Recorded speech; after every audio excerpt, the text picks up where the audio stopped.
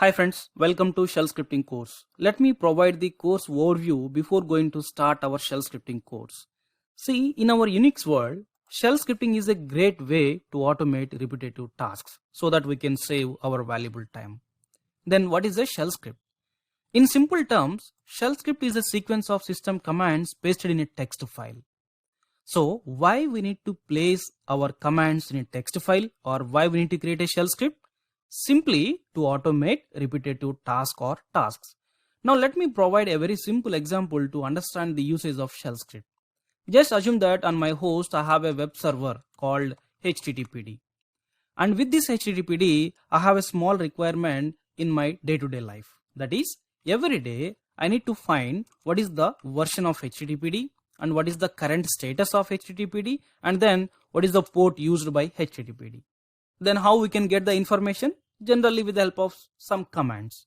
Now let me try with the commands. So the very first command I am using httpd-v so that you are getting the version for your web server, that is 2.4.41. Then I am using some systemctl status httpd so that I am getting the current status of your httpd, that is inactive. That means it is not up and running. Then to get my port, HTTPD port number, I am using a configuration file details. So under etc we have httpd, in that we have conf, then configuration file. Actually this is the default location for configuration file of httpd. Then from this, with the help of regular expression, I am searching with listen word so that I am getting port number. So you are getting the required information for your HTTPD with the help of 3 commands. And if this task is repetitive, then why should we type your 3 commands again and again on your command line? Instead of that, what we will do is simply we will paste these 3 commands in a file and we can run that so that we can get our required information for our HTTPD. Now let me open a very simple file. So here I am writing file name as httpd info.sh. Simply I am giving .sh extension to know that that is a shell script.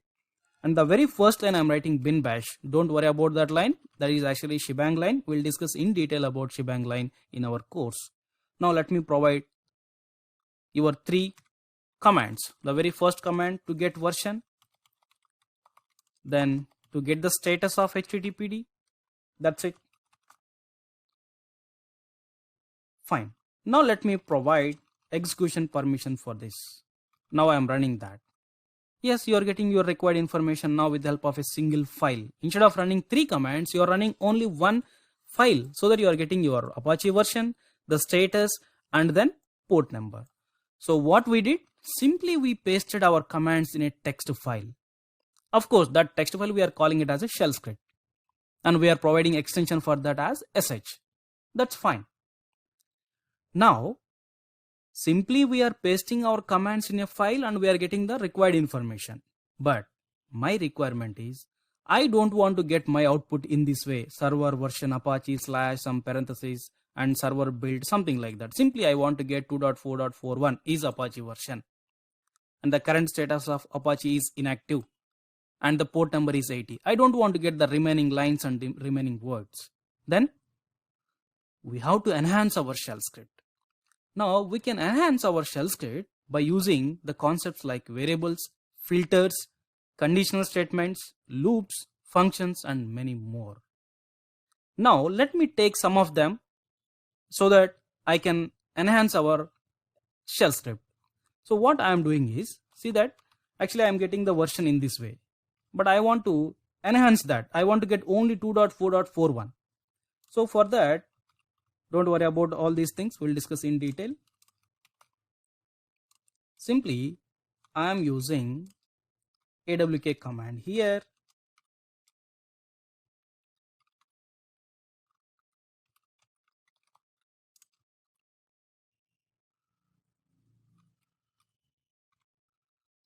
And I'm getting parentheses as well, right? Let me remove them.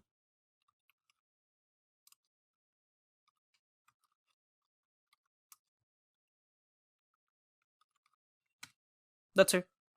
Now let me take this command Let me open our shell script, and here I'm using a variable, and in that variable I'm going to store my command result, httpd version. The same way for second command also I want to modify status httpd, right? So here I want to get only inactive. So what I am doing is simply first I am grepping with active. Then here again I'm using awk command. So based on situation you can use either awk or cut command or set command. So currently I am using awk command. We'll discuss in detail about awk, set and grep and cut as well. Now let me take, that's it. Now let me copy this command and this result. I'm opening our shell script. So httpd status. So I am storing into this. Then the same way your last command. See, already we have our last command, that is to get the port number. Let me take that, this one. So here I want only the port number, that is 80. So simply I'm using awk, then I'm getting that port. So simply I'm copying this command. Let me open again your shell script.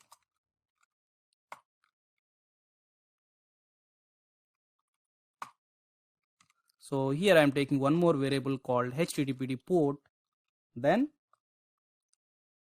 that's it. So after finding all these results, simply I am displaying the result like the httpd version is. So simply here I am displaying the httpd version. Then I am writing the current status of httpd. Just I am decorating, I am enhancing my shell script by using some concepts. So here I used variables concept and also some filters concept. Then the port for httpd is, anyway we got this from configuration file. Of course you can also get from running service by netstat command, you can get that. Let me save it. So this is our shell script. Now we enhanced that. Now let me run our shell script and see the result. That's it. See, now we got our required exact output. You are not getting any unwanted lines in the output. The reason is we enhanced our shell script. See, if you want to write any effective shell script, you have to know these many concepts along with your commands. Anyway, commands is the minimum requirement to write shell script. But if you want to enhance, you have to know the other concepts like variables, filters, conditional statements, loops and functions. Fine. See, whenever if you run any command or shell script on your command line, that will reach to your operating system and your operating system will react on that given instruction with the help of a program called shell. And in our Unix world, we have different types of shells. You can use any one of the shell to execute your command or shell script. And if you want to know how many shells are there or different types of shells present on your operating system, simply you can run this command /etc/shells. And if you observe here on my operating system, I have these many shells. But among all those shells, bash is the advanced and latest version. And nowadays, the default shell for most of the Unix-like systems is bash. That's the reason from now onwards, we are going to learn our course as bash shell scripting. See, compared to your remaining shells, bash is the advanced one. That's the reason we are learning bash shell scripting. But there is no much difference between your other shells and with bash. Almost all same. But the thing is, bash will have some advanced features. That's it. And one more thing, by default, most of the operating systems in your Unix world are coming with bash as the default shell. Now, on your operating system or on your terminal, what is the shell assigned for your terminal? If you want to know that, simply run which $shell so that it will give the default shell which is assigned to your terminal to run your commands or to run your shell script. That's it.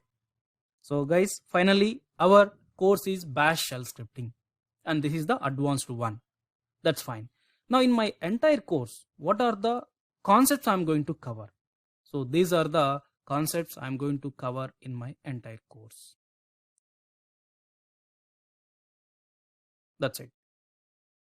Okay, finally, who can take this course? See, any Unix or Linux system admin or Unix or Linux user can take this course. Along with that, middleware admin, database admin, DevOps admin, cloud admin, or software developer, those who are working on Unix world, they can take this course. Okay, thank you.